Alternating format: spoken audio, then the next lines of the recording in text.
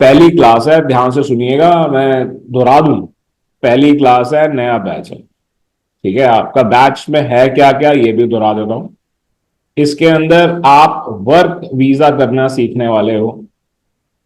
ठीक है, कि वर्क वीजा कैसे होता है। आप ये सीखने वाले हो कि टूरिस्ट वीजा कैसे होता है। आप ये सीखने वाले हो कि स्टूडेंट वीजा कैसे होता है। और ये सारी की सारी चीजें आप इंडिपेंडेंटली कैसे करोगे, मतलब किसी के ऊपर, इंडिया में ही जो मीडिएटर बैठे हैं उन्हों के ऊपर आपको डिपेंड नहीं होना पड़ेगा। जो लोग कहते हैं ना कि हाँ जी आप हमारे से कर लो, तो सबसे पहले तो इस चीज से बचने की कोशिश करो कि अगर कोई आपको कह रहा है कि हमारे से कर लो, तो उसके पास ऐसा क्या है जो आप नहीं कर सकते हो। मैं आपको वो सिखाने की कोशिश करने वाला हूं। ठीक है, ये कोर्स तब तक खत्म नहीं होगा जब तक आपके सवालों के जवाब आपको नहीं मिल जाते हैं। और ये कोर्स उसी दिन खत्म हो जाएगा जिस दिन आपके सवाल खत्म हो जाएंगे। याद रखना इस बात को। ठीक है, तो अगर कोई ये सोचे कि सिर्फ हम एक पिक्चर की तरह आएंगे, मूवी देखेंगे, घर चले जाएंगे, तो कोई फायदा नहीं है। आपके सवाल हैं, आप प्रैक्टिकली कर रहे हैं, आपको उनके जवाब नहीं मिल रहे हैं जब तक, तब तक मैं आपको पढ़ाता रहूंगा। जब आपको आपके सवालों के जवाब मिल जाएंगे, उसके बाद हम सोचेंगे कि आगे क्या करना है। ठीक है, तो प्रैक्टिकली जो आप सीखेंगे उसे आप लोगों ने प्रैक्टिकली इंप्लीमेंट भी करना है। ठीक है, हम शुरुआत कर रहे हैं शेनेगन से। शेनेगन का मतलब होता है 29 कंट्रीज यूरोप की। ठीक है, जो कि सबसे इंपॉर्टेंट कंट्रीज हैं। और जैसे कि मैंने बोला कि ये पहली क्लास है, नया बैच है। आपने, किसी ने भी पहले कोई मेरी स्पेशल क्लास लिया है, कोई कुछ और लिया है, उसको सबको भूल जाओ। ठीक है, make your mind like a clean slate. बिल्कुल, बिल्कुल आपको कुछ नहीं आता। ठीक है, और जितना आप सवाल पूछेंगे उतना अच्छा होगा। आज की क्लास इस बात पे डेडिकेटेड है कि आप इस कोर्स में से सीखना क्या चाहते हो, आउटकम क्या है। ठीक है, अगर मुझसे कोई पूछे कि मैं, अगर मान लो कि मैं आपकी जगह स्टूडेंट होता, मुझसे कोई पूछता कि आपको आउटकम क्या चाहिए है, तो मेरा जवाब क्या होता, मैं सुन लो आप लोग, मेरा जवाब ये होता कि अगर मैं ये कोर्स कर रहा होता, तो मेरा जवाब ये होता, मैं अगर शैनेगन का कोर्स कर रहा होता प्रॉपर, जिसके अंदर हम tourist visa, student visa, work permit सब कुछ इंक्लूड करते हैं, तो इस सवाल का मेरा जवाब ये होता कि मैं इस लायक हो जाऊं कि मैं वर्क वीजा का पूरा प्रोसेस इंडिपेंडेंटली कर सकूं, बिना किसी मीडिएटर को पैसे दिए या कमीशन दिए। वर्क वीजा लगाने के हमें पैसे मिलते हैं, क्लाइंट तो देता ही देता है, और जो कंपनी जॉब देती है वो कंपनी भी पैसे देती है। मीडिएटर वो होता है जो हमारे से, हमारे को एक कट दे रहा होता है। ठीक है, तो मेरा पहला ऑब्जेक्टिव ये होता कि भाई मैं ये कहता कि मैं इस लायक हो जाऊं कि मैं वर्क वीजा का काम खुद लीगली कर सकूं, और मुझे किसी और से ना पूछना पड़े कि ये कैसे होता है, वो कैसे होता है, नौकरी कहाँ लगानी है मुझे मालूम हो, जहां नौकरी लगनी है उनसे कैसे बात करनी है, उनसे कैसे कनेक्ट करना है वो मेरे को मालूम हो, क्या डॉक्यूमेंट लगेंगे वो मुझे मालूम हो, जो डॉक्यूमेंट मैंने बनाने हैं वो मुझे मालूम हो, क्लाइंट कैसे आएगा वो मुझे मालूम हो, क्लाइंट को हैंडल कैसे करना है वो मुझे मालूम हो, फॉर्म कैसे भरने हैं, अपॉइंटमेंट कैसे लेना है, सब कुछ मेरे को मालूम। ठीक है, सेम ही मेरा जवाब है in regard to student visa. जब मैं स्टूडेंट वीजा की बात कर रहा हूं, तो स्टूडेंट वीजा के केस में भी मेरे को इतना अच्छे से आ जाए कि मैं खुद एडमिशन करा सकूं, और जब मैं किसी का एडमिशन कराऊं तो उल्टा मुझे कमीशन मिले। और आप मुझे ये सिखाइए कि आगे चल के एक ऐसा वक्त आ जाए कि कॉलेज मेरे पास आए, कॉलेज मेरे को बोले कि हाँ जी आप हमारे कॉलेज के अंदर एडमिशन करवाओ। मेरे को इतना काम आ जाना चाहिए। ठीक है, मुझे ये मालूम होना चाहिए कि कौन मेरा क्लाइंट हो, कौन मेरा क्लाइंट ना हो। और जब मैं टूरिस्ट वीजा की बात कर रहा हूं, तो मैं टूरिस्ट वीजा की फाइल 10 मिनट के अंदर कंप्लीट कर लूं। शैनेगन की टूरिस्ट वीजा की फाइल 10 मिनट के अंदर मैं कंप्लीट कर पाऊं। समझे आप? तो ये मेरा जवाब है। अब आपका देखो, मैंने आपको बड़ा क्लियरली जवाब दिया, जबकि मैं तो स्टूडेंट हूं नहीं, स्टूडेंट आप लोग। मेरा सवाल अभी भी वहीं के वहीं है, चाहे मैंने इसका, अब आप ये मत बोलिए कि हमारा जवाब भी यही है जो आपने बोल दिया। ठीक है, एक्चुअली लाइफ में ग्रो करने के लिए सबसे इंपॉर्टेंट जो है वो है द क्लियर कम्युनिकेशन। ठीक है, या तो हम बहुत बढ़िया राइटर हो तो फिर हम राइटिंग में ही बात करेंगे, ईमेल्स करेंगे जैसे, या कोई ऐप बनाएंगे, वो सब करेंगे। ठीक है। अदरवाइज जहां पर आप ह्यूमन इंटरेक्शन कर रहे हो तो ह्यूमन इंटरेक्शन के केस में आप अपनी बात को ठीक से समझा पाओ, लोगों से जवाब ले सको। ठीक है, ये बहुत जरूरी है। तो मेरा सवाल फिर से वही का वही है कि आपने कोर्स ज्वाइन किया है, आपने फीस पे की है, एक अच्छी खासी आप लोगों ने फीस पे की है। मुझे नहीं लगता, आप लोगों को जो भी लगता हो, पर मुझे लगता है कि आपने चाहे जो भी फीस पे किया है वो इंपॉर्टेंट होता है। ठीक है, और फीस इसलिए नहीं ली जाती कि क्या कहते हैं, क्या वैल्यू है, फीस इसलिए ली जाती है कि ताकि आप लोग अच्छे से पढ़ो। जब तक कोई फीस नहीं देगा तब तक वो पढ़ेगा भी नहीं, ये रियलिटी है। तो ये मैंने आपको समझा दिया। अब आज की क्लास जैसे मैंने बोला डेडिकेटेड इसी बात पे है कि आप क्या चाहते हो। आप जो बता दोगे वो मैं नोट डाउन कर लूंगा और वो मैं आपको सिखाना शुरू कर दूंगा। शुरू करें। कौन बोलना चाहेगा या नहीं बोलना चाहेगा कोई भी? So more about student visa and how to approach the universities. बस यही, हाँ, बहुत बढ़िया है, और चलो। वर्क वीजा सर, हाँ। अच्छी बात है। ठीक है, तो आपका कहने का मतलब ये है कि आप ये सीखना चाहते हो कि स्टूडेंट वीज़ा कैसे होगा, यूनिवर्सिटीज़ को हम कैसे अप्रोच करेंगे, यूनिवर्सिटी से कैसे डील करेंगे, कैसे वीज़ा आएगा तो क्या करना होगा और क्या डॉक्यूमेंट होगा। ठीक है। Yes sir. Right sir. और कोई सवाल, और सर कोई कुछ बोलना सेम चाहे सेम ऐड? जो आपने बोला सर। बोलो बोलो बलविंदर, बोलो। हाँ जी सर, सेम जो आपने बोल दिया, बस यही सर चाहिए था, क्योंकि मेरे को जो स्टूडेंट वीजा के लिए थोड़ा डिफिकल्ट हो रहा था। क्योंकि मेरे को पता नहीं फर्स्ट पर में कैसे डील करना है, अपने क्लाइंट को क्या करना है। स्टूडेंट वीजा का थोड़ा डिफिकल्ट लग रहा था। तो स्टूडेंट वीज़ा आपको थोड़ा सा डिफिकल्ट लग रहा है, आपका कहने का मतलब ये हाँ है? जी, हाँ जी, हाँ जी सर, स्टेप बाय स्टेप आप थोड़ा बता देंगे तो अच्छा होगा सर। अच्छा चलो, अब मेरा एक सवाल है, बड़ी अच्छी बात आपने बोली। ठीक है, कि स्टूडेंट वीज़ा डिफिकल्ट है वो बता दो, टूरिस्ट वीज़ा आसान है खुद कर लेंगे। ठीक है, आपको क्या लगता है कि पहले क्या करना चाहिए? पहले स्टूडेंट वीज़ा करना चाहिए, पहले टूरिस्ट वीज़ा करना चाहिए, या फिर पहले वर्क वीज़ा करना चाहिए? आई थिंक तो अबाउट में पहले तो टूरिस्ट वीजा करना चाहिए। टूरिस्ट करना चाहिए सर। ठीक है, टूरिस्ट। देखो ऐसा तो है, मेरे हिसाब से चाहे मेरे आप हिसाब से टूरिस्ट स्टडी वीज़ा वीजा। करो चाहे स्टूडेंट वीज़ा करो। ठीक है, 80% चीज़ें बिल्कुल सेम है। इस बात को हमेशा याद रखना। जब तक आप, पहले जो शुरुआत है, हम 100% इंडिपेंडेंटली जो वीजा कर सकते हैं वो टूरिस्ट वीजा है। अब इसका क्या मतलब है? इसका मतलब ये है कि स्टूडेंट वीजा के लिए आपको किसी कॉलेज के साथ पहले एडमिशन करवाना पड़ेगा। जब तक एडमिशन ही नहीं होगा तब तक प्रोसेस ही स्टार्ट नहीं होगा। ठीक है, टूरिस्ट वीजा के केस में कोई भी ऐसी चीज नहीं है जो कोई और आपको करके देगा, कुछ भी नहीं है ऐसा। तो जो कोई भी अपने ऑफिस में बैठ के, अपने घर में बैठ के काम शुरू करना चाहता है, वो कह रहा है ये मैं घर पे करूंगा, मैं कोई दुकान नहीं खोलूंगा, मैं कोई एडवर्टीजमेंट नहीं करूंगा, मैं दिन में 1 घंटे काम करूंगा, उसके पास सिर्फ एक लैपटॉप है और वो ये काम शुरू करना चाहता है, इंटरनेट है, तो वो टूरिस्ट वीजा है। उसको किसी से कोई टाई अप नहीं करना, उसे कुछ भी नहीं करना, और वो ये काम अपने घर से कर सकता है और हजारों कमाने लग जाएगा। शुरुआत में वो हजारों कमाएगा, मतलब पहले महीने हो सकता है सिर्फ 10,000 रुपए कमाए, अगले महीने 30-40 हजार रुपए कमाएगा, और वो लाखों में आराम से जरूर पहुंच जाएगा।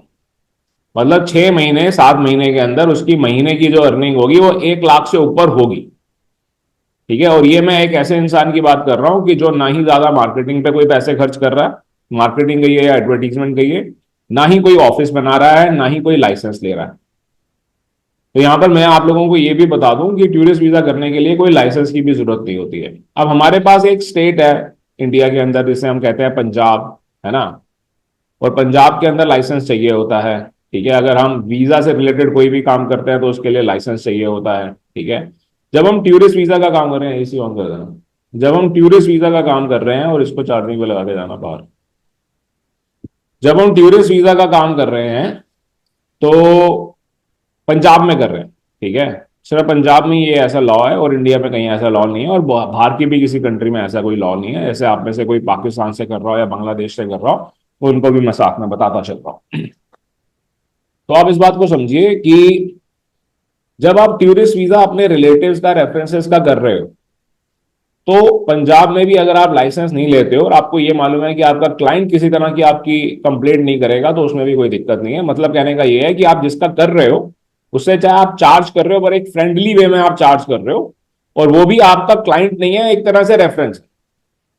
इस तरह के बहुत सारे लोग हैं जिन्हें मैं भी जानता हूं, जो पंजाब में रहते हुए सिर्फ अपने कनेक्शंस के बेसिस के ऊपर काम कर रहे हैं, ठीक है, और किसी तरह की कोई एडवर्टीजमेंट नहीं कर रहे, किसी तरह का उनके पास कोई लाइसेंस भी नहीं है।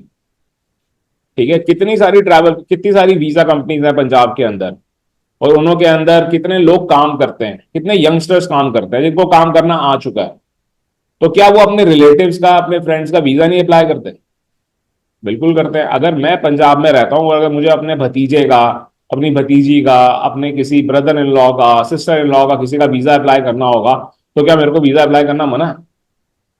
मेरे को मना नहीं है। ठीक है, ऑब्वियसली मैं उनको कोई क्लाइंट नहीं दिखा रहा, और ना ही मैं कोई बहुत ऐसे कोई आ, दिखने वाली मार्केटिंग कर रहा हूँ, ना एडवर्टीजमेंट कर रहा हूँ। तो इस ढंग से काम करने वाले लोग हैं, इसीलिए हम ये बात कहते हैं कि कोई भी कहीं से भी ये काम स्टार्ट कर सकता है बिना कोई ज्यादा पैसे खर्च किए, और ठीक ठाक पैसे कमा सकता है।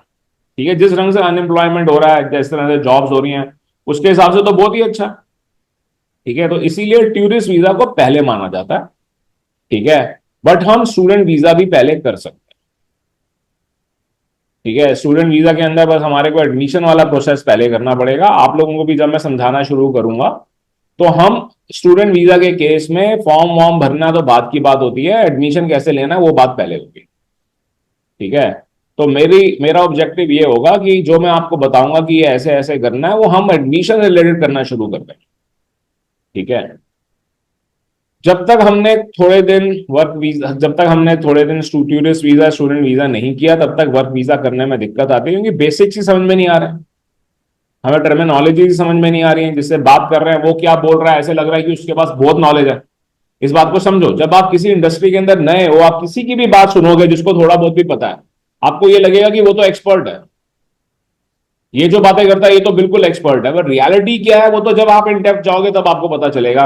मेरा टारगेट ये है कि आप लोग मुझसे ज्यादा एक्सपर्ट बन जाओ।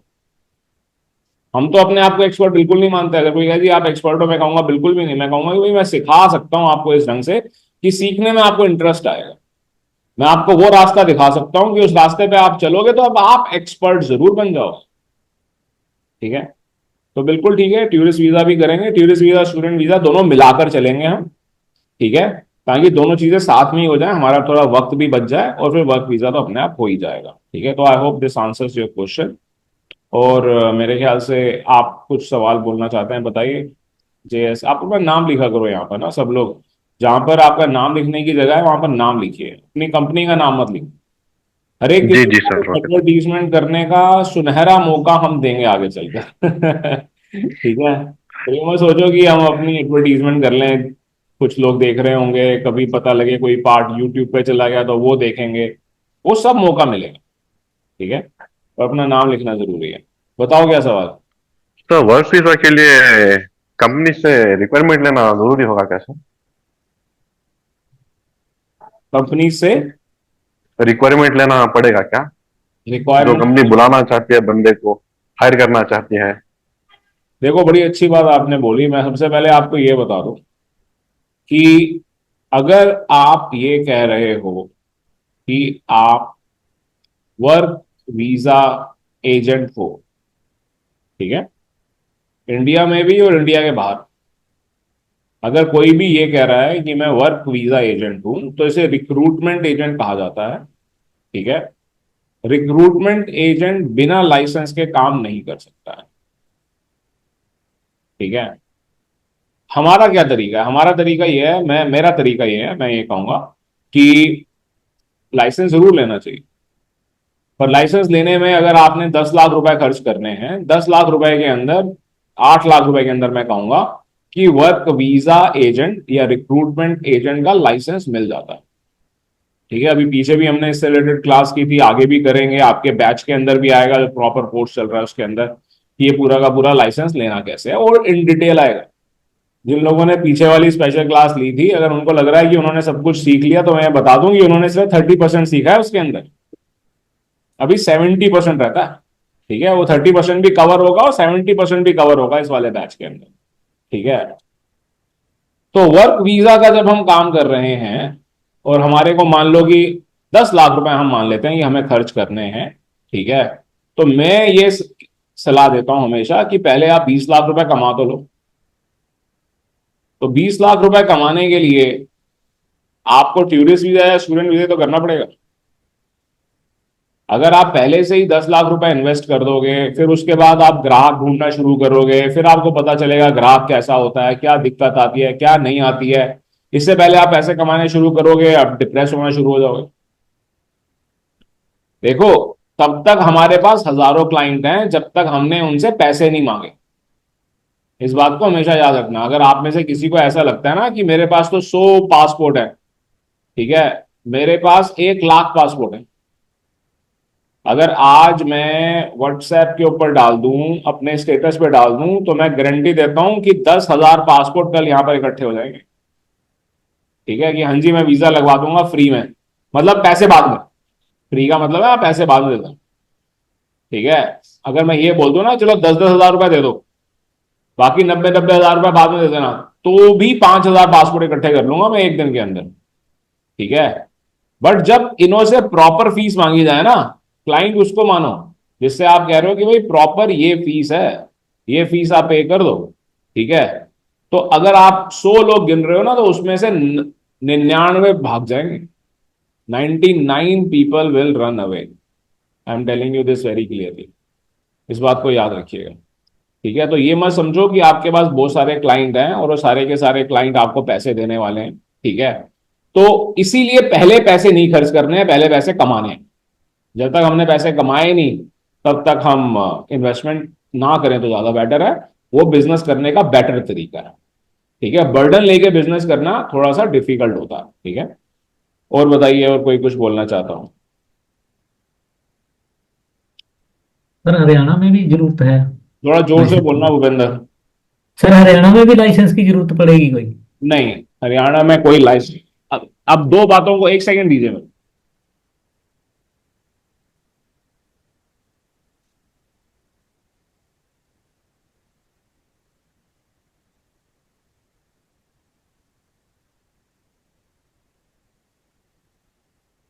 अब आपने ना दो चीजें मिक्स कर दी हैं।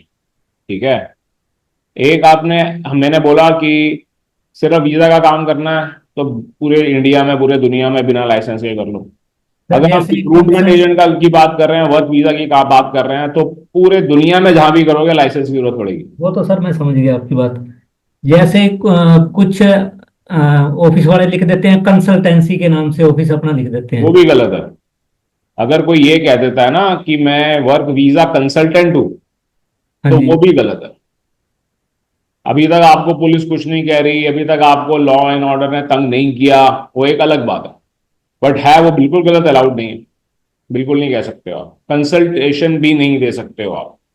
ठीक है, क्लियर है। आप अपने आप को मेंटोर बोलो, लोगों को फ्री में गाइड करो, वो एक अलग बात है। पर जब आप पैसे ले रहे हो, वो भी बाहर रिक्रूटमेंट के लिए अलाउड ही नहीं है। रिक्रूटमेंट एजेंट को भी अलाउड नहीं है इतनी आसानी से, ये भी मैं आपको बता देता हूँ। और ये भी मैं आपको बता दूं, अगर जिन लोगों को ये लगता है ना कि चलो भाई ये तो समझ में आ गया कि लाइसेंस लेना है, ठीक है, कि अब चलो हम लाइसेंस लेंगे, तो मैं आप लोगों को ये भी बता देता हूं कि लाइसेंस लेने के बाद आप लोगों के हाथ इतने बंध जाते हैं कि आप कभी भी किसी गलत क्लाइंट के साथ डील ही नहीं करोगे। जो क्लाइंट है ना, जो जो सबसे ज्यादा क्लाइंट अवेलेबल है मार्केट के अंदर, सबसे ज्यादा क्लाइंट वो अवेलेबल है जो एक्चुअली एलिजिबल ही नहीं है किसी भी तरह का वीजा लेने के लिए। इस बात को समझिए। ठीक है, जो क्लाइंट आपको लाखों रुपए दे रहा है, 5 लाख ले लो, 10 लाख ले लो, 50 लाख ले लो, 1 करोड़ ले लो, ठीक है, ये सारे वो क्लाइंट हैं जो एक्चुअली इनको खुद को मालूम है, आपके सामने बहुत भोले बनकर आएंगे कि जी मैं बता दो क्या करना है ये वो। ठीक है, कोई भी जो लाखों तक पहुंच गया आपको पैसे देने के लिए, वो सब समझ चुका है, उसको सब मालूम है। ठीक है, ये एलिजिबल ही नहीं है। जहां आप एक लाइसेंस्ड एजेंट बन गए, जहां पर आपका लाइसेंस नंबर यूज होगा, वहां पर आप इस तरह के क्लाइंट के साथ डील ही नहीं करना चाहोगे। वहां पर इस तरह के क्लाइंट के साथ आपने कैसे डील करना है, उनकी कौन सी नौकरियां होंगी, वो मैं आपको दिखा दूंगा, करवा दूंगा। ठीक है, ऐसे क्लाइंट के साथ आप कैसे लीगली डील करोगे और कैसे आप अच्छा खासा पैसा कमा पाओगे, वो मैं आपको दिखा भी दूंगा, करवा भी दूंगा। और अगर आप थोड़ा स्मार्टली करोगे तो कोर्स खत्म होने से पहले पहले आप उसे एक्सपीरियंस भी करो। ठीक है भूपेंद्र जी? ठीक है, और बताइए क्या सवाल है, और कोई कुछ बोलना चाहता हो कि भाई हम ये सीखना चाहते हैं, हम वो सीखना चाहते हैं? ठीक है, जैसे कि हेलो। बोलिए बोलिए प्लीज। जैसे वर्क वीजा में बहुत सारे लूपहोल्स है, जैसे अपॉइंटमेंट्स मिलती नहीं, लेकिन कोई कोई एजेंट्स है जो गारंटी लेते हैं अपॉइंटमेंट्स मिलने का। वीजा रिजेक्शन भी होते हैं, लेकिन कोई एजेंट्स होते हैं जो गारंटी लेते हैं वीजा मिल ही जाएगा। तो ये सब चीजें मतलब सीखने बड़ी चाहते अच्छी बात बोली आपने आज।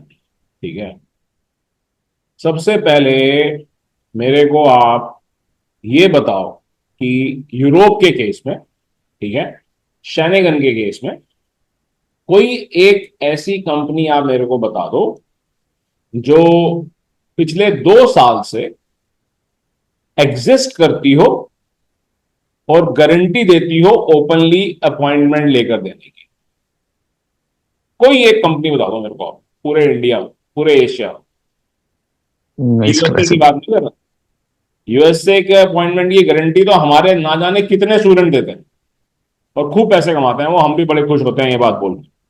ठीक है, मैं यूएसए के अपॉइंटमेंट की बात नहीं करना। यूएसए के अपॉइंटमेंट की गारंटी देना बहुत आसान है, जब आप लोग यूएसए करोगे मैं आप लोगों को भी सिखा दूंगा, वो कोई चीज ही नहीं है। ठीक है, मैं आप मुझे कोई एक ब्रांड या एक कंपनी बता दो, कोई एक इंडिविजुअल बता दो जो ओपनली ये चीज एडवर्टाइज करता हो कि हाँ जी मैं शैनेगन का आपको अपॉइंटमेंट दे दूंगा गारंटेड, आप मेरे को ये पैसे दे। है कोई? रजिस्टर कंपनी तो ऐसे कोई एडवर्टाइज नहीं कर रहे, कोई बट भी नहीं है और ना ही फ्रीलांसर। कभी होगी। मैं आपको यही बोलना चाहता हूँ। पर नहीं किसी किया ने ना? नहीं लेके दी थी, मैंने खुद उठा ली थी दो। हाँ जी, खुद VFS की साइट पे जाके खुद ही मिल जाती है सीट। खुद ही उठा ली, बहुत बढ़िया है। देखो अभी सूरज ने भी बोल दिया कि ऐसी कोई नहीं है, आपने कहा मैंने खुद उठा ली। आपके पास कोई जादू की छड़ी नहीं थी तो भी आपने कर लिया। ठीक है, और आते ही रहती है उनकी डेट पर, ये बोलते रहते हैं कि 2 महीने लगेंगे, 1 महीना लगेगा, 2 महीने लगेंगे। मैं यही समझाना चाहता हूँ कई कि कई बार तो नेक्स्ट डे की डेट दे देते हैं सर वो। इस तरह के जो लोग क्लेम करते हैं ना, उसमें से 99% लोग जो हैं वो आपको फ्रॉड करने वाले। ठीक है, हमारे स्टूडेंट भी है कि जी बढ़िया सूट वूट पहन के आते थे, हमने पैसे दे दिए, उसके बाद कुछ भी नहीं हुआ। पहले 1.5-2 महीने खींचते रहेंगे प्यार प्यार प्यार प्यार से। वो 1.5-2 महीने जो खींचते हैं ना, वो 1.5-2 महीने में उन्होंने एक मार्केट क्रिएट की हुई होती है, अभी और लोगों से पैसे आने होते हैं। जब उनके पास एक कंसिडरेबल अमाउंट आ जाता है फिर वो भाग जाते हैं, फिर वो अपने सारे नंबर बंद कर देते हैं। क्योंकि एक जो उन्होंने इमेज क्रिएट की, वो इमेज क्रिएट करने पे जो उन्होंने पैसा लगाया, इन्वेस्टमेंट की, उससे जब उन्होंने रिकवरी हो गई तब जाके बंद करेंगे ना। एक दो लोगों के पुलिस केस करने से तो वैसे कोई फर्क नहीं पड़ता। ये भी मैं आपको बता रहा हूं, अगर आप कहो कि मैंने किसी को पैसे दिए थे मुझे अपॉइंटमेंट दिला दो, ठीक है, अब आप पुलिस स्टेशन जाओगे, जी मैंने पैसे दिए थे वो भाग गया, पुलिस क्या आपको बड़ा वीआईपी समझेगी कि बड़ा अच्छा समझदार इंसान आया, इसने बड़ा अच्छा काम किया? आपने क्या अच्छा काम किया? आप ये आजकल कितना आ रहा है, यूट्यूब पे भी आता है, न्यूज में भी आता है कि हाँ जी डिजिटल अरेस्ट किया।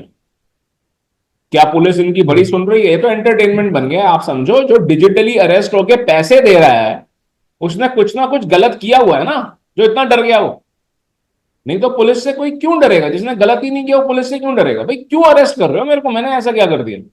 कर लो, आ जाओ कर लो अरेस्ट, देख लेते हैं। As simple as that. जिसने कुछ गलत किया हुआ होगा वही तो करेगा। तो जब आप किसी से अपॉइंटमेंट के पैसे दे रहे हो, किसी को आप वीजा दिलाने के पैसे दे रहे हो, फिर आप सोचो कि आप पुलिस के पास जाओगे, इन्हें मालूम है कि आप पुलिस के पास जाके भी कुछ नहीं कर पाओ। ठीक है, तो इस बात को आप हमेशा समझना कि 90% लोग, 95% लोग इस तरह की जो आपको बेट्स, जो आपको क्या कहते हैं, ये वादे कर रहे हैं, ये सब आपके पैसे लेके भाग जाएंगे, 95% भाग जाएंगे। और कुछ बड़े प्रोफेशनल हैं, ठीक है, उन्हों का काम है, उन्होंने ऑब्वियसली एम्बेसी के साथ बड़ी कंपनीज का, बड़ी कंपनी का मतलब यह है पुरानी कंपनी, आप लोग भी उस स्टेज पर पहुंच जाओगे जो प्रोसेस मैं बता रहा हूं, आप लोग भी उस स्टेज पर पहुंच जाओगे जहां पर आपको अपॉइंटमेंट की जरूरत नहीं है। बिना अपॉइंटमेंट के आप वीजा एप्लीकेशन जमा करा सकते हो। ठीक है, रेड कारपेट एंट्री इसे कहा जाता है। मैंने अपनी क्लासेस के अंदर 1.5 साल पहले ये दिखाया हुआ है, अभी भी दिखा सकते हैं, ठीक है, जहां पर एम्बेसी इनवाइट करती है कि हाँ जी आप काम कर रहे हैं, आप आइए अपनी कंपनी के डॉक्यूमेंट्स दीजिए, हम आपको रेड कारपेट एंट्री दे रहे हैं, उसके बाद आपको अपॉइंटमेंट नहीं लेने पड़ेंगे। पर जिस भी कंपनी को ये रेड कारपेट एंट्री मिलेगी वो कभी ये गलत काम करेगी नहीं, उनके एम्प्लॉयज करते हैं, उन्हें मालूम होता है, ठीक है, कि वो भी इस चीज को एडवर्टाइज नहीं कर सकते। दूसरी चीज आप खुद कर सकते हो, अपॉइंटमेंट लेना बिल्कुल मुश्किल नहीं है। तीसरी चीज, जैसे कि आपने कहा वर्क परमिट, खास तौर पे सबसे ज्यादा जो क्लाइंट घूम रहा है मार्केट में पैसे ज्यादा लेकर, वो है कि भाई वर्क परमिट, ठीक है। वर्क परमिट और स्टूडेंट वीजा के केस में अपॉइंटमेंट की कोई प्रॉब्लम ही नहीं है।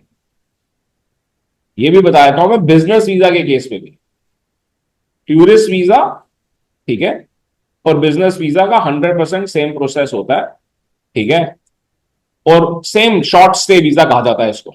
अगर हम शैंगन वीजा की बात कर रहे हैं तो it is a short stay visa, ठीक है, बिल्कुल सेम प्रोसेस है। जब हम टूरिज्म ना कहकर हम बिजनेस कहते हैं तो भी वीजा की अपॉइंटमेंट की कोई दिक्कत नहीं।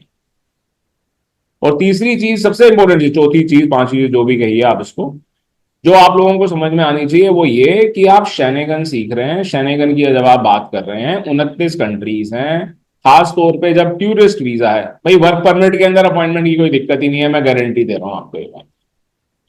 जिस दिन आप ठीक प्रोसेस फॉलो करोगे वर्क परमिट का, आपको अपॉइंटमेंट की दिक्कत नहीं आएगी। ये मैंने पिछली क्लास में भी बताया था, वर्क परमिट वाली क्लास के अंदर भी, ठीक है। दूसरी चीज, जब आप ठीक प्रोसेस फॉलो करोगे स्टूडेंट वीजा का, तब भी आपको अपॉइंटमेंट की दिक्कत नहीं आएगी, ठीक है। अब क्या रह गया फिर, टूरिस्ट वीजा तो रह गया। टूरिस्ट वीजा के केस में आप शैंगन के अंदर अपॉइंटमेंट को कैसे प्रॉब्लम कह सकते हो? टूरिस्ट वीजा के केस में 29 कंट्रीज हैं। अगर आपको फ्रांस नहीं दे रहा अपॉइंटमेंट, आप ग्रीस से ले लो। आपको ग्रीस नहीं दे रहा अपॉइंटमेंट, आप नीदरलैंड से ले लो। आपको नीदरलैंड नहीं दे रहा, पोर्तुगल से ले लो। पोर्तुगल नहीं दे रहा, बेल्जियम से ले लो। बेल्जियम नहीं दे रहा, आप जर्मनी से ले लो। जर्मनी नहीं दे रहा आपको, आप फिनलैंड से ले लो, किसी से भी ले लो। पर ये लेने के बाद जो चेंजेस करने होते हैं ना, सबसे मेन पार्ट को, अब आप इस बात को, चलो इस बात को आप भूल जाओ कि वीजा कैसे लगे, ठीक है। वीजा के अंदर जिन चीजों के ऊपर आप लोग सबसे ज्यादा ध्यान देता है, जो भी नया स्टूडेंट आता है या फिर जो भी नया बिजनेस स्टार्ट करना चाहता है, उसको लगता है कि प्रॉब्लम एरिया क्या है। अच्छा, वीजा का काम करना है तो प्रॉब्लम एरिया क्या है। वीजा के अंदर उनको प्रॉब्लम एरिया समझ में आता है कि भाई हमारा जो मेन प्रॉब्लम एरिया है वो फाइनेंशियल्स है, कि क्लाइंट के पास फाइनेंशियल्स नहीं होते और हमें सबसे पहले फाइनेंशियल्स को समझ के उसका सॉल्यूशन कर लेना है। वो हो जाएगा तो सब कुछ हो जाएगा। तो सारी कंसंट्रेशन फाइनेंशियल के ऊपर गई हुई है, जबकि रियलिटी में जो मेन आपके डॉक्यूमेंट्स जो आपके हाथ में, जिन्हें आप बिल्कुल ठीक ढंग से इंप्रूव करके फाइनेंशियल्स को भी अपने आप इंप्रूव कर लेते हो, वो है आपकी एयर टिकट, होटल वाउचर और ट्रैवल आइटिनरी। ट्रैवल आइटिनरी आप में से कोई एक बोल दे कि हाँ जी मैं बिल्कुल परफेक्ट बना सकता हूं। चलो आप लोगों का तो अभी कोर्स शुरू हो रहा है, ठीक है। आप में से कुछ ऐसे हैं जिन्होंने पहले से भी मेरे से ये क्लास ली हुई है, मैं नाम नहीं लूंगा, ठीक है, क्लास में है। अगर आज भी मैं उन्हें कह दूंगा ना कि आप ट्रैवल आइटनरी बना के दिखा दो मेरे को, वो ट्रैवल आइटनरी बना नहीं पाएंगे। और मैं आपको ये भी बता देता हूं कि आप कहीं और से अगर जब ट्रैवल आइटनरी खरीदते हो, बनी बनाई लेते हो या खरीदते हो, ठीक है, तो 80% ट्रैवल आइटनरीज वो भी मिसमैच्ड होती हैं, वो भी गलत होती है। तीसरी जो दिक्कत है वो ये है कि एजेंट फाइल बनाने पे टाइम ही नहीं खर्च करना चाहता है, उसको आदत ही नहीं है लिखने की। ना वो लिखना चाहता है, ना ही वो उसको चेक करना चाहता है। अगर टेढ़ा मेढ़ा कहीं से लिख भी लेगा तो उसको कभी चेक भी नहीं करेगा। सबसे बड़ी दिक्कत ही है, आपने खुद ने एक जगह लिखा कि हाँ जी मैं जा रहा हूं 12 दिन के लिए। आप इस छोटी सी लॉजिक को समझना, डेट डाली गई है कि जी आपने वीजा लिया कि मेरे को आप 10 दिसंबर से वीजा दे दो, ठीक है। आपने जो आइटनरी बनाई वो भी आपने 10 दिसंबर से बना दी, बिल्कुल ठीक है ना, अभी तक तो सब ठीक है। जो आपकी फ्लाइट है वो फ्लाइट आपकी लैंड कर रही है 10 दिसंबर को रात को 9 बजे या शाम को 6 बजे, 9 बजे भी छोड़ो, 6 बजे, बहुत सारी फ्लाइट है जो आप लोग, ठीक है। 10 तारीख से आपने वीजा अप्लाई किया, मिल गया, ठीक है, मतलब मिला या नहीं मिला वो बात की बात है। और आपने जो अपनी डेट वगैरह डाली वो 10 डाली, फ्लाइट जो आपकी है फ्लाइट आपकी पहुंच रही है शाम को 6 बजे। अगर 6 बजे शाम को फ्लाइट लैंड कर रही है, क्लाइंट 10 बजे से पहले होटल पहुंच देने वाला है, रात के 10 बजे से पहले। जब वो रात के 10 बजे से पहले होटल ही नहीं पहुंचेगा तो आप उसको कैसे पहले दिन की आइटनरी में दिखा सकते हो? आइटनरी कह रही होती है जी फर्स्ट डे टूर मिलेगा उसको, इस चीज के ऊपर कोई ध्यान नहीं दे रहा। कितनी आइटनरीज में देख चुका हूं ऐसी, सेम गलती है उसके अंदर, काउंटिंग ही ठीक नहीं है, डेट्स ही मैच नहीं हो रही हैं। कितनी फ्लाइट्स ऐसी होती हैं आप कैच करोगे फ्लाइट 10 तारीख को, लैंड करेगी 11 तारीख को। जब वो आपकी फ्लाइट लैंड ही, मैंने ऐसी भी आइटनरी देखी है जो 11 तारीख को आपकी फ्लाइट लैंड कर रही है, आपने खुद ने टिकट डाली हुई है, आइटनरी शुरू की हुई है 10 तारीख से। देख रहे हो कितना बड़ा मिसमैच, ठीक है। ये तो एक लेवल का मिसमैच है। दूसरा आप समझो, चलो कोई कहता है मैंने ये तो ठीक कर लिया, फिर जहां आपने सिटी चेंज की, शैनेगन की हम बात कर रहे हैं, ठीक है। अब शैनेगन के अंदर हम 2 कंट्रीज का एग्जांपल लेते हैं, ठीक है, जो 2 बिल्कुल बढ़िया फर्स्ट क्लास चलती हैं साथ साथ, ठीक है, Italy and France. Majorly Schengen visa की जब हम बात करते हैं तो शैनेगन वीजा के अंदर जो 3 कंट्री सबसे ज्यादा विजिट की जाती हैं पूरे दुनिया के अंदर, जो सबसे ज्यादा विजिट की गई कंट्रीज हैं वो हैं इटली, फ्रांस, स्विट्जरलैंड, ठीक है। पूरे दुनिया में the most visited countries in the world are France, Italy and Switzerland, ठीक है। तो अब मैं स्विट्जरलैंड को भी छोड़ देता हूं, मैं सिर्फ इटली और फ्रांस की बात करता हूं। इटली और फ्रांस की हम क्यों बात करते हैं? क्योंकि इटली और फ्रांस का पैकेज भी सस्ता बनता है, स्विट्जरलैंड फिर भी थोड़ा महंगा हो जाता है, ठीक है। ना ही इटली महंगा है ना ही फ्रांस महंगा है। आप में से जितने भी लोग चंडीगढ़, अहमदाबाद, मुंबई, दिल्ली में रह रहे हैं, ठीक है, तो जितना महंगा दिल्ली है उतना ही महंगा फ्रांस और इटली है, ठीक है। इटली की कुछ सिटीज आपको दिल्ली से सस्ती लगेंगी, ये भी बताता हूं, जैसे कि पीसा, ठीक है। जबकि पीसा के अंदर वन ऑफ दी अट्रैक्शन है पूरे यूरोप की, जिसे हम लीनिंग टावर ऑफ पीसा कहते हैं। अगर आप पीसा जाओगे तो पीसा सिटी आपको दिल्ली से, चंडीगढ़ से सस्ती लगेगी, ठीक है, वो सस्ती है भी सही, ठीक है, तो महंगा नहीं है। सिमिलरली फ्रांस के अंदर सिटी है लियोन, पेरिस तो सबको मालूम है, खैर पेरिस भी कोई महंगा नहीं है। लियोन चले जाओगे तो लियोन आपको दिल्ली से सस्ता लगेगा, ठीक है। तो फ्रांस और इटली महंगा नहीं है। अब इटली के अंदर कैपिटल क्या है, कौन बताएगा मुझे कैपिटल क्या है इटली की? कौन बता रहा है? शाबाश। रोम। देखो, एक स्टूडेंट ने बोला, वो भी इतनी देर बाद, बाकी सब यहां वहां देख रहे थे। ये मैं समझ, आप लोग स्किना को तो पता है, बाकी जो लोग ने जवाब ही नहीं दिया, आपके फेशियल एक्सप्रेशन से भी मुझे पता है कि आपको कितना पता है। फ्रांस की कैपिटल की कौन बताएगा? फ्रांस की बता दो। France, Paris. खैर सर, ये तो आसान थी। चलो स्विट्जरलैंड की बता दो, स्विट्जरलैंड की बता दो, शाबाश। अब आप लोग सोचो कि आप बेसिक जो 4th क्लास में, 5वीं क्लास में बच्चों को पढ़ाना, बता दो, श्रुति बता रहे थे, आप बता दो, शाबाश। जेनीवा। देखो जिनीवा, जेनीवा। ये स्विट्जरलैंड रहकर आई हुई है तब ये हाल है, बर्न है कैपिटल स्विट्जरलैंड में। स्विट्जरलैंड रहकर आए हो ना? सर जेनीवा भी तो। अच्छा, जिनेवा और भी? अच्छा, नहीं, जेनीवा। अब तक तो देख लिया होगा चैट जीपीटी पे या इंटरनेट पर। अब देख लो, नहीं देखा तो। आप स्विट्जरलैंड में कोर्स किया है आपने कि नहीं किया? कितने दिन रहे स्विट्जरलैंड? 6 मंथ। 6 6 मंथ। अब याद आया क्या कैपिटल है स्विट्जरलैंड की? हाँ burn is the. Sir, actually Geneva में फ्लाइट हमारी लैंड हुई थी ना, तो वो एक वो होता है कि इंटरनेशनल फ्लाइट ज्यादातर जैसे जैसे इंडिया के बाहर किसी से पूछो ना इंडिया की क्या कैपिटल है, तो वो कहते हैं मुंबई। हाँ वो होता है जिनेवा सर। फाइनेंशियल कैपिटल है। हम्म। जैसे हम लोग मुंबई को अपनी फाइनेंशियल कैपिटल कहते हैं, वैसे जिनेवा एक फाइनेंशियल कैपिटल है। तो चलो, आप जिनेवा के एयरपोर्ट की बात कर रहे हो, तो जिनेवा का एयरपोर्ट एक ऐसा एयरपोर्ट है जो अपने आप में यूनिक है। वैसा एयरपोर्ट पूरे दुनिया में कहीं नहीं है। तो ऐसी क्या बात है जिसकी वजह से वो यूनिक हो जाता है, ये बता दो। सर मुझे ऐसा ज्यादा याद नहीं है, बस टू बता देता हूँ, आप क्लस्टर्स। लोगों को ये बातें मालूम होनी चाहिए। जिनेवा का एयरपोर्ट जो है वो स्विट्जरलैंड में भी आता है और फ्रांस में भी आता है। ठीक है। और फ्रांस के अंदर जो फ्रेंच एल्प्स है, जो चैमोनिक्स, जो कि बड़ी बहुत बड़ी अट्रैक्शन है, माउंट ब्लैंक जहां पर माउंटेन है, दुनिया का 11वां सबसे ऊंचा जहां पर माउंटेन है। अगर हमें चैमोनिक्स जाना है, अगर हमें फ्रेंच एल्प्स जाना है, तो हमारे लिए जो नियरेस्ट एयरपोर्ट है वो जिनेवा है। ठीक है।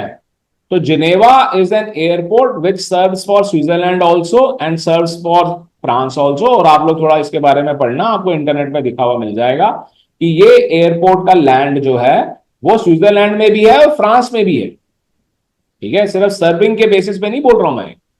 ठीक है, इसी ढंग से जो जिनेवा लेक है वो भी, जिनेवा लेक भी बहुत बड़ी लेक है जो मून से भी दिखाई देती है। ठीक है, which is the biggest attraction because of which Geneva develop भी हुआ। अगर जिनेवा के डेवलप होने का रीजन है तो वो जिनेवा लेक है। चलो जो भी है, इतनी हिस्ट्री में मैं ले जाऊंगा तो आप कहोगे पता नहीं वीजा बढ़ा रहे हैं कि क्या कर रहे हैं, what ever, but these things makes a lot of difference. ठीक है। अब मैं इतना कह देता हूं आपको कि स्विट्जरलैंड हमने छोड़ दिया। हम समझ चुके हैं कि स्विट्जरलैंड महंगा है। ठीक है, शेनेगन का वीजा लेने हैं, कोई नॉर्मल टूरिस्ट है और टूरिज्म के लिए जा रहा है, वो फ्रांस भी देखेगा और वो स्विट्जरलैंड भी, वो इटली भी देखेगा। तो इटली की कैपिटल आप लोगों ने बता दी रोम, फ्रांस की कैपिटल बता दी आपने पेरिस। अगर रोम से पेरिस जाना है तो आपको फ्लाइट लेनी पड़ेगी। ठीक है। तो अगर कोई ये सोच रहा है कि मैं ट्रेन से चला जाऊंगा, जाने को जरूर जा सकते हैं। ये ऐसे ही है कि आप ये सोचो कि मैं दिल्ली से कन्याकुमारी ट्रेन से चला जाऊंगा, जाने को तो जा ही सकते हैं, बट कोई सेंसेबल बात है क्या? है ना, 2 दिन आप ट्रेन में बैठे रहो, that makes no sense, right? तो इस बात को आप समझो कि फ्लाइट से जाना है। ठीक है, मैं आपको आइटनरी की गलती बता रहा था, उसके अंदर फ्लाइट लिया, फ्लाइट की ड्यूरेशन को कंसीडर किया नहीं और डेट्स चेंज हो गई। आइटनरी में कहीं ये डेट दिखाई नहीं दे रही। जो मेन आइटनरी है, आइटनरी का सिर्फ फॉर्मेट नहीं देखा जाता। जब एक काउंसलर जिसने वीजा का ठप्पा लगाना है, जब वो एप्लीकेशन चेक करता है, तो वो जब देखो, सबसे पहले तो वो एप्लीकेशन जब चेक होती है ना, आप लोग एप्लीकेशन जमा कर दोगे बंच बनाकर, उस बंच के अंदर सबसे ऊपर ऊपर जो होगा वो कवरिंग लेटर होगा। ठीक है, कवरिंग लेटर को पढ़ के 70% डिसीजन हो जाएगा। जहां वो कवरिंग लेटर को पढ़ेंगे, और अगर कवरिंग लेटर को पढ़ने के बाद ये लगता है कि ये इस इंसान को इंग्लिश कोई बहुत अच्छी नहीं आती है, ठीक है, सबसे पहले इस बात को आप समझो कि इंग्लिश के अच्छे आने का और पैसों का क्या कनेक्शन है। समझो ना इस बात को आप। अगर कोई 22 साल का 23 साल का बच्चा, ठीक है, लड़का लड़की, अपना वीजा अप्लाई कर रहा है, ठीक है, और वो ये कह रहा है कि मेरे पास इतने पैसे हैं कि मैं स्विट्जरलैंड जा सकता हूं, इटली या फ्रांस जा सकता हूं, और जो वो कवरिंग लेटर लिख रहा है या लिख रही है, उसके अंदर इतनी ग्रामेटिकल मिस्टेक्स हैं या इतनी मिस्टेक्स हैं, तो इस बात से पता लगता है कि उसकी एजुकेशन ठीक नहीं हुई है। इंडिया के अंदर तो इंग्लिश में एजुकेशन है, एजुकेशन ठीक नहीं हुई है तो इसका मतलब वो फाइनेंशियली ठीक नहीं था। 25 साल में आप ये समझ लो कि 19 साल से लेकर 35 साल 40 साल तक के जितने भी लोग हैं, अगर वो ये कह रहे हैं कि उनके पास पैसा है, वो यूरोप घूमने जा सकते हैं, और वो अपने कवरिंग लेटर के अंदर ग्रामेटिकल मिस्टेक्स कर रहे हैं, तो इस बात को आप याद रखना कि उनका वो पैसा जो है वो दिखाई नहीं दे रहा उनके कवरिंग लेटर के, बिल्कुल दिखाई नहीं दे रहा। फिर वोकैबुलरी ऑल्सो मेक्स डिफरेंस। फिर आप कहोगे कि ये तो कोई चिंता वाली बात ही नहीं है, तो हम चैट जीपीटी से बनवा निकाल देंगे। ठीक है, हम अपना मोटा मोटा लिखेंगे, चैट जीपीटी से हम बढ़िया से ले लेंगे, आप चैट जीपीटी से लोगे और वो उसको चेक करेंगे कि ये एआई जनरेटेड है, वो एआई जनरेटेड दिखाएगा, और वो वीजा वो वैसे ही आपका जो है उसको कंसीडर ही नहीं करेंगे कि इसने खुद ने लिखा है। ठीक है, फॉर्म के अंदर एक चीज पूछी जाती है, क्या आपको किसी ने असिस्ट किया? अगर आप चैट जीपीटी की या किसी भी आर्टिफिशियल इंटेलिजेंस की आप हेल्प ले रहे हो, और तो आप लिख दो that I have taken assistance from the AI tools, लिख दो ना, फिर आप लिखने में क्या दिक्कत है? ठीक है। अगर कोई कह रहा है कि मैं 50 साल का हूं, मैं लिख रहा हूं और मेरे को इतनी अच्छी इंग्लिश नहीं आती, ठीक है, then you could have taken help of someone. भाई अथोराइज्ड एजेंट या एजेंट्स, रजिस्टर्ड एजेंट तो बिल्कुल पूरे दुनिया के अंदर अलाउड है वीजा के।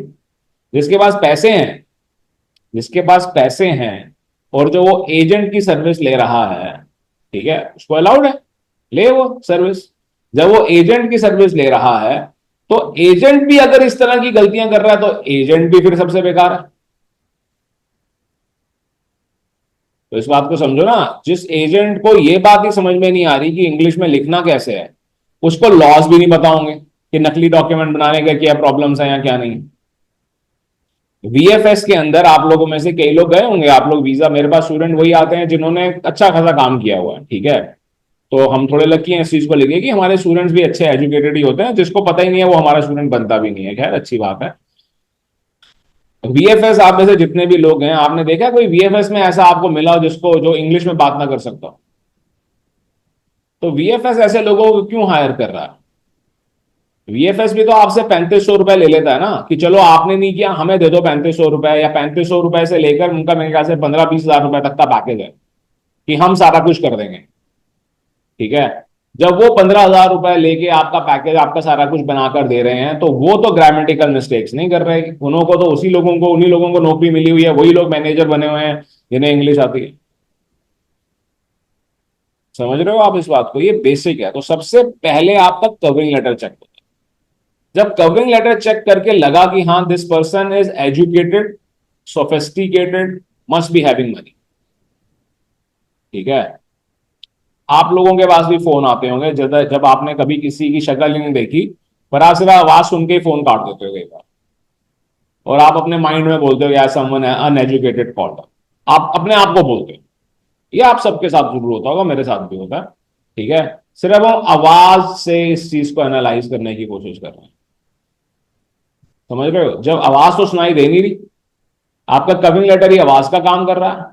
कवरिंग लेटर के अंदर इतनी गलतियां हैं, कवरिंग लेटर ने प्रूव कर दिया, बिलीव करा दिया कि हाँ this person is not making any stupid mistakes. थोड़ी बहुत गलतियां हर जगह चलेंगी और होने दो, बिल्कुल परफेक्ट भी मत बनाओ, ठीक है।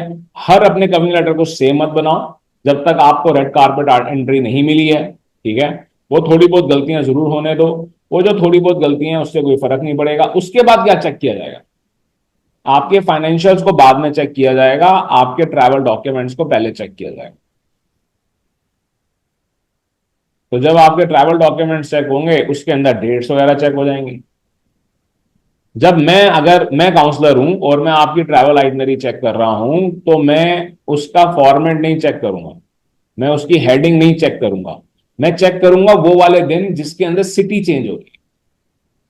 डे 1 चेक करूंगा, जिस दिन हम लैंड कर रहे हैं, ठीक है। डे 2 ठीक है, 3 ठीक है, 4 ठीक है। डे 5 में हम रोम से वेनिस जा रहे हैं, ठीक है।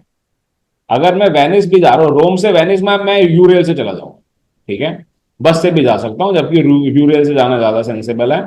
अगर कोई टूरिस्ट है, इस बात को भी समझना, अगर कोई टूरिस्ट रोम से वेनिस जा रहा है बाय ट्रेन, तो फ्लोरेंस भी जरूर जाएगा, ये बिल्कुल बीच में है, ठीक है। तो फ्लोरेंस, वेनिस और रोम के बीच में है, आपकी ट्रेन फ्लोरेंस से होती हुई ही जा रही है, ठीक है।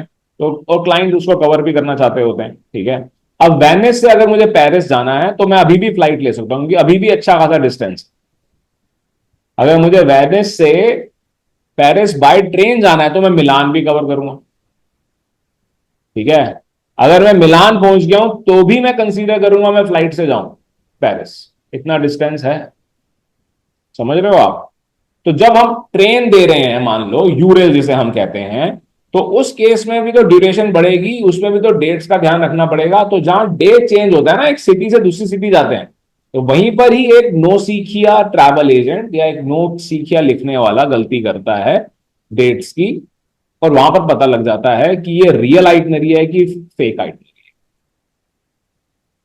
होटल वाउचर बाद में चेक होता है, समझे? तो सबसे पहले हम आइटनरी बनाने से पहले अपनी डेट्स को लिख लेते हैं कि इस दिन में फ्लाइट स्केड्यूल लिख लेते हैं, जो भी हमारा ट्रांसपोर्टेशन स्केड्यूल होता है वो हम लिख लेते हैं, और उसके बाद फिर हम अपना डेट्स को लिख लेते हैं, उसके बाद हम मेन आइटनरी बनाते हैं। ठीक है? आइटनरी बनाने की प्री रिकॉर्डेड क्लासेस हैं, क्योंकि इनको सीखने का तरीका कभी जिंदगी में चेंज नहीं होने वाला। मैं आज सिखाऊं 10 साल बाद सिखाऊं, तो ये 4 साल से प्री रिकॉर्डेड क्लासेस चल रही हैं, कोविड के टाइम की बनी हुई, वो आप सबको मिली हुई हैं। जिन्हों के पास नोट्स हैं, जो पहली बार क्लास ले रहे हैं, जिनको नोट्स नहीं मिले हैं, वो देख लेंगे, उसके अंदर आपको मिल जाएगी। और उसको देख के सिर्फ देखो मत, प्रैक्टिस करो। जब आप प्रैक्टिस करोगे तो आपको खुद को समझ में आ जाएगा कि आप कहाँ गलती कर रहे हो, कहाँ नहीं कर रहे हो। उसके बाद बारी आती है आपके फाइनेंशियल्स को चेक करने की। ठीक है? अगर ये चीजें कन्विंस कर ले तो कोई एम्बेसी टाइम नहीं वेस्ट करना चाहती है कि हाँ वो अब फाइनेंशियल्स को भी चेक कर। ठीक है? और बताइए, और कोई कुछ बोलना चाहता हूँ, पूछना चाहता हूँ?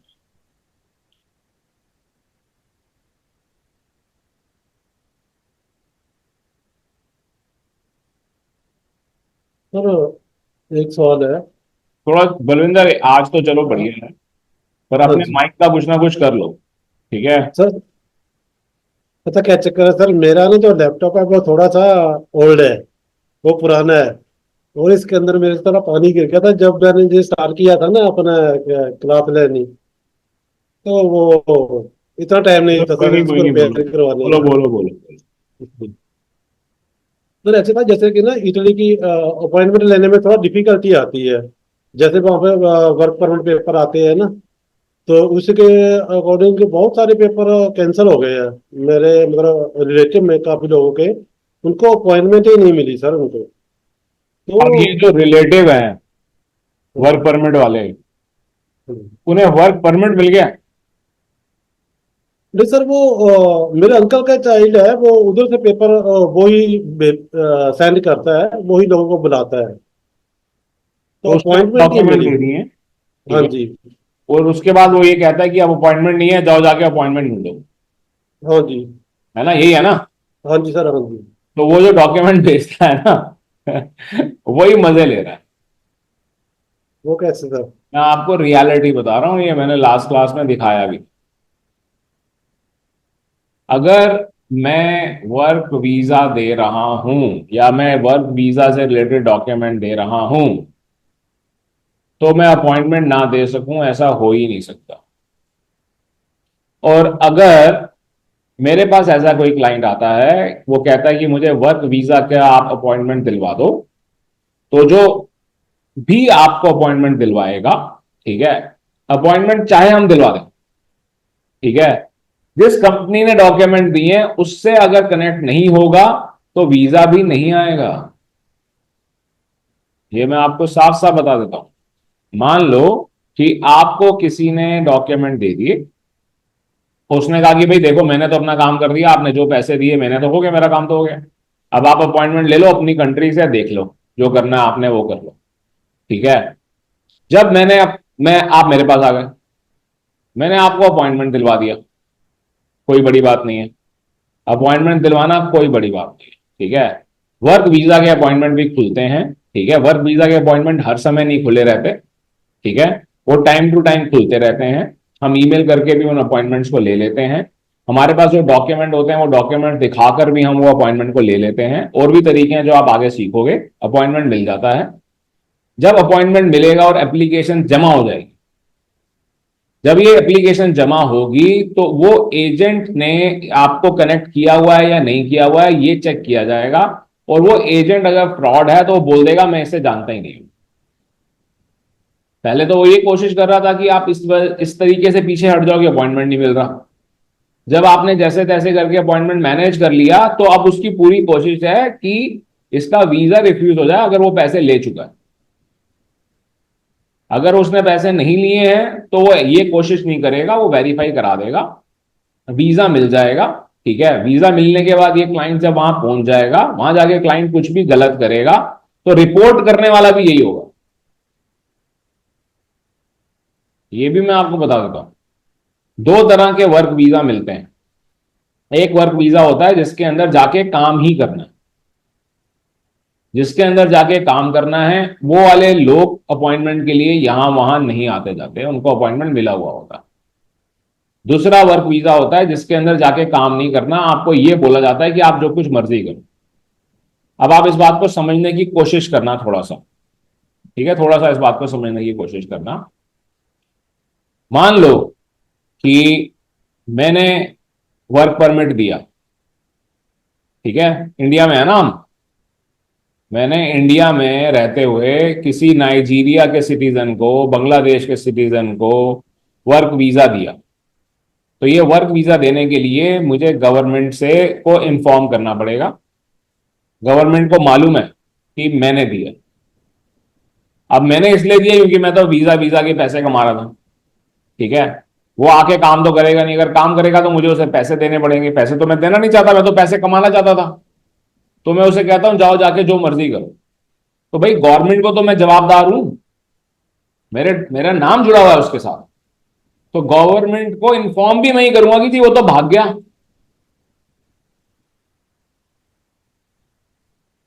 इस बात को याद रखना, और इस बात को भी आप याद रखना कि वीजा का क्या है, वीजा का काम आज भी ऑर्गेनाइज नहीं हुआ है। ऑर्गेनाइज होने का क्या मतलब है? ऑर्गेनाइज होने का मतलब यह है कि आज भी एक भी ब्रांड नहीं है जो ये बोल दे कि हम वर्क वीजा का ब्रांड है या हम स्टूडेंट वीजा का ब्रांड है। एक भी नहीं है, चाहे आप जितने मर्जी नाम ले लो, ठीक है। कोई भी ऐसा, अगर मैं ये बोलूं कि ज्वेलरी खरीदनी है तो आप तनिष्क से ले लो, तो आप कहोगे कि हाँ हाँ ठीक है, ये प्योर प्योर मान लेंगे, एक ब्रांड क्रिएट हो गया ना, यहाँ प्योरिटी होगी, ठीक है, चाहे रेट जो भी है, ठीक है। वीजा के अंदर अभी तक कोई भी नहीं हुआ। वर्क वीजा और स्टूडेंट वीजा लोग अपने पहचान वाले एजेंट से लेना चाहते हैं। जब पहचान वाले किसी इंसान को आप वीजा दिलवा रहे हो, ठीक है, और वो वहां पर पहुंचने के बाद उसके साथ गलत होगा, तो उसके रिश्तेदार आपके ऑफिस में, आपके घर में आके जरूर बैठेंगे, जरूर बैठेंगे। इस बात को भी याद रखना। तो आप या तो सीधा सीधा बोल के दो कि भाई ये वो वाला काम है, इसके बाद आपके साथ जो कुछ मर्जी हो, हमें कुछ देना देना नहीं। तो ये ट्रायल वाला काम होता है, अपॉइंटमेंट मिल जाता है, ठीक है। ऐसा नहीं है कि अपॉइंटमेंट नहीं मिलेगा, अपॉइंटमेंट के लिए वेट करना पड़ेगा। इस तरह के क्लाइंट को आप ये नहीं कह सकते हो कि हाँ, इस तरह के लोग डेस्परेट भी ज्यादा होते हैं। आप इन्हें ये भी नहीं कह सकते हो कि हाँ तू आज आया, मैं तेरे को कल अपॉइंटमेंट दिलवा दूंगा। सबसे पहले आपकी कंडीशन ये होनी चाहिए कि ठीक है, मैं अपॉइंटमेंट दिलवा दूंगा आपको, ठीक है, पर आप बार बार मुझे फोन नहीं करोगे, ठीक है। अपॉइंटमेंट मिल जाएगा, वो अपॉइंटमेंट कैसे मिलेगा हम क्लास में देख लेंगे, तो आप देख भी लोगे, कर भी लोगे, ठीक है। तो इस चीज की आप चिंता बिल्कुल मत करो। और बताइए, और किसी का कोई सवाल? Thank you. देखो 5 मिनट रह गए हैं, अब आपके सवाल ही हैं। अगर आपके सवाल नहीं है तो कोर्स अभी, क्लास अभी भी खत्म की जा सकती है। बताइए। सर बैंक स्टेटमेंट में अगर फाइनेंसेस कम हो गए तो उसका सेकंड ऑप्शन कोई जैसे एडिट वगैरह किया तो कुछ? 65 ऐसे डॉक्यूमेंट्स हैं सेकंड ऑप्शन में। देयर आर 65 डॉक्यूमेंट्स, ठीक है। वो आगे आप समझ जाओगे कौन कौन से हैं। ऑब्वियसली सारे के सारे 65 के 65 डॉक्यूमेंट हर एक क्लाइंट के ऊपर तो इंप्लीमेंट हो नहीं सकते, तो एज पर द क्लाइंट हमारे को करना है, ठीक है। तो आप लोग आज ही 2 क्लाइंट पकड़ लो। रियलिटी बोल रहा हूं मैं, प्रैक्टिकल कोर्स है ना, क्योंकि ठीक है, रियलिटी में वीजा लगाना है। हम कल को फॉर्म भरना शुरू करेंगे तो आपके क्लाइंट का फॉर्म भरेंगे। आप यहां मैं भरता जाऊंगा, वहां बैठ के आप भरते रहोगे अपने क्लाइंट का फॉर्म, ठीक है, बिल्कुल रियल होगा। मैं आज सुबह, हमने दोपहर को एक क्लास ली थी, वो एक अलग कोर्स है, उसके अंदर फॉर्म भरा था, और आप लोगों की क्लास के अंदर फॉर्म भरेंगे, उसमें जमीन का और आसमान का फर्क होगा, आप देख लेना, ठीक है। जब आपको वहां फॉर्म भर रहे होगे, आप साथ के साथ अपने क्लाइंट का जो भी उसकी सिचुएशन है पूछते जाओ, भरते जाओ। कमिंग लेटर होगा तो आपके क्लाइंट का कमिंग लेटर लिख देंगे, ठीक है। मैं 2 कह रहा हूं, एक नहीं कह रहा, 2 क्लाइंट। तो जो दुनिया के 2 सबसे खराब क्लाइंट आपको मिलते हैं, आप उन 2 क्लाइंट को पकड़ लो, और उन्होंने एप्लीकेशन बनानी हम शुरू कर देते हैं अगली क्लास। अब आप कहोगे कि भाई ये क्या, वेडनेसडे को क्लास है, एक दिन के अंदर हमें क्लाइंट कहाँ से मिलेगा? तो आप फिक्टिशियस पकड़ लो। आपको अपनी मार्केट पता है, आपको ये मालूम है कि आपके पास किस तरह के लोग आएंगे, ठीक है? तो आप अपने माइंड के अंदर कोई भी दो तरह के क्लाइंट पकड़ लो कि इस तरह के दो मेरे पास क्लाइंट हैं, उन्हीं से रिलेटेड सवाल पूछते चलिए और करते चलिए, ठीक है? तो रियलिटी में ये होता चला जाएगा और आप देख पाओगे कि ये कैसे होता है। तो क्लाइंट होना जरूरी है ताकि हम प्रैक्टिकली कर सकें। तो 65 के 65 उन दो के ऊपर तो इंप्लीमेंट होंगे नहीं। आप में से किसी के दो अलग तरह के क्लाइंट होंगे, किसी के दो अलग तरह के होंगे, किसी के दो अलग तरह के होंगे, वो बता देना, उसके हिसाब से कर लेंगे। मैं बताता हूँ वर्स्ट क्लाइंट क्या होता है। वर्स्ट क्लाइंट यही होता है जिसके पास कोई फाइनेंशियल नहीं होते, किसी के पास, जिसके पास कोई डॉक्यूमेंट नहीं होते, जिसके पास कोई एजुकेशन नहीं होती, और ना ही पेशेंस होती है, ना बात करने का तरीका होता है, ठीक है? और रिफ्यूजल भी होते हैं दो तीन। और डॉक्यूमेंट हो या ना हो, रिफ्यूजल जरूर होते हैं उसके बाद। तो ये सबसे खराब क्लाइंट होता है। तो कोई दिक्कत नहीं है, हम ऐसा क्लाइंट, मैं ऐसा क्लाइंट माइंड में रख के आपको पढ़ाना पढ़ाऊंगा पढ़ाऊंगा, ठीक है? बट आप लोगों की रिक्वायरमेंट अलग भी हो सकती है, जरूरी नहीं है कि आपकी रिक्वायरमेंट ऐसी हो। अच्छे क्लाइंट भी होते हैं। एक छोटा सा काम ये भी आपको करना चाहिए, आपको अपने लिए भी एक लाइन खींचनी चाहिए कि हम इस तरह के क्लाइंट को ही एंटरटेन करेंगे। अगर ऐसा क्लाइंट नहीं मिलेगा तो हम उसको अपना क्लाइंट नहीं बनाएंगे, ठीक है? आपकी इस क्लास के अंदर स्टूडेंट हैं, ठीक है, जिन्हों को मैंने बोला कि भाई रहने दो, आप कोर्स मत करो। क्योंकि क्यों, मतलब कहने का क्या है कि एक एटीट्यूड ही नहीं आएगा तब तक करेंगे नहीं। यही चीज आपको भी समझनी पड़ेगी कि आपको क्लाइंट को कहीं ना कहीं रोकना भी पड़ेगा। हर एक क्लाइंट को हाँ नहीं बोली जाती है, ठीक है? हर एक क्लाइंट को हाँ बोल के, कोई एक क्लाइंट कई बार ऐसा निकल आता है कि जितना टाइम 10 क्लाइंट पे लगेगा वो अकेला खा जाएगा। आप जितनी मर्जी फीस ले लो, उसका क्या फायदा, ठीक है? पर चलो, जो भी आपके माइंड में क्लाइंट आए उसको माइंड में रखिएगा ताकि हम अगली क्लास में उसे कर सकें। ये क्लास हर मंडे, वेडनेसडे, फ्राइडे को है। जैसे कि मैंने बोला कि इसके अंदर मिनिमम टाइम और मैक्सिमम टाइम नहीं होता, ठीक है? तो जैसे जैसे हम करते जाएंगे वैसे वैसे ये होता चले, राइट? और कोई कुछ बोलना चाहे या पूछना चाहे इससे पहले मैं क्लास खत्म करूँ? बोलो बोलो भूपेंद्र, बोलो। सर, जैसे यूरोप के लिए कवर लेटर वगैरह बनाने के लिए, मान लो उसमें ट्रैवल हिस्ट्री आप कितने के दिन की डाल सकते हैं, जैसे कम से कम ज्यादा से ज्यादा? चलो मैं दो सवालों का जवाब देता हूँ, ठीक है? एक सवाल था कि कितने फाइनेंशियल होने चाहिए, ठीक है, शायद था, और मैंने पूरा शायद जवाब नहीं दिया। और दूसरा अब आपका सवाल यह है कि ट्रैवल हिस्ट्री क्या होनी चाहिए, कितनी होनी चाहिए, ठीक है? तो यहां पर मैं आपको ये बता देना चाहता हूं कि शैनेगन के केस में हम अकाउंट के अंदर सिर्फ 2.5 लाख रुपए हैं और ट्रैवल हिस्ट्री के नाम पे पासपोर्ट बिल्कुल फ्रेश है, ठीक है? इस तरह के लोगों का भी वीजा लगता है। ऑब्वियसली इस तरह के लोगों की प्रोफाइल थोड़ी सी डिफरेंट भी होनी चाहिए, ठीक है? बिल्कुल बेहाल प्रोफाइल नहीं होनी चाहिए। तो ये कैसे होगा, ये आप आके सीख लोगे। तो आपके सवाल का जवाब ये है कि ट्रैवल हिस्ट्री इंपॉर्टेंट नहीं है। और ये जो तो ट्रैवल हिस्ट्री आप डेज देखते की हो, बात कर रहा हूँ मैं, सब डेज की, हाँ, कितने डेज वगैरह? डेज, देखो ऐसा नहीं होता कि डेज हो इसके अंदर, ठीक है? एक रियलिस्टिक ट्रैवल हिस्ट्री होनी चाहिए। जो लोग ऐसा कर रहे हैं ना कि आज हमने ट्रैवल हिस्ट्री क्रिएट की 10 दिन की, 12 दिन की या 6 महीने की, ठीक है, उससे चांसेस बढ़ जाएंगे। अगर वो रियलिस्टिक नहीं है तो 6 महीने वाली भी गलत है और 6 दिन वाली भी गलत है, ठीक है? तो इसको डिटेल में आप समझोगे और उससे अच्छा ये होगा कि ना ही हो। उल्टी सीधी ट्रैवल हिस्ट्री से ज्यादा अच्छा होता है कि ना हो, ठीक है? और ये जो छोटी मोटी कंट्रीज की ट्रैवल हिस्ट्री आप लोग लेके चलने की कोशिश करते हैं कई लोग कि भाई हम थाईलैंड की ले लें, मलेशिया की ले लें, इन्हों की ट्रैवल, दुबई की, इन्हों की ट्रैवल हिस्ट्री की कोई वैल्यू नहीं, ठीक है? क्लियर है? चलिए ठीक है, वेडनेसडे को सेम टाइम पर मिलेंगे।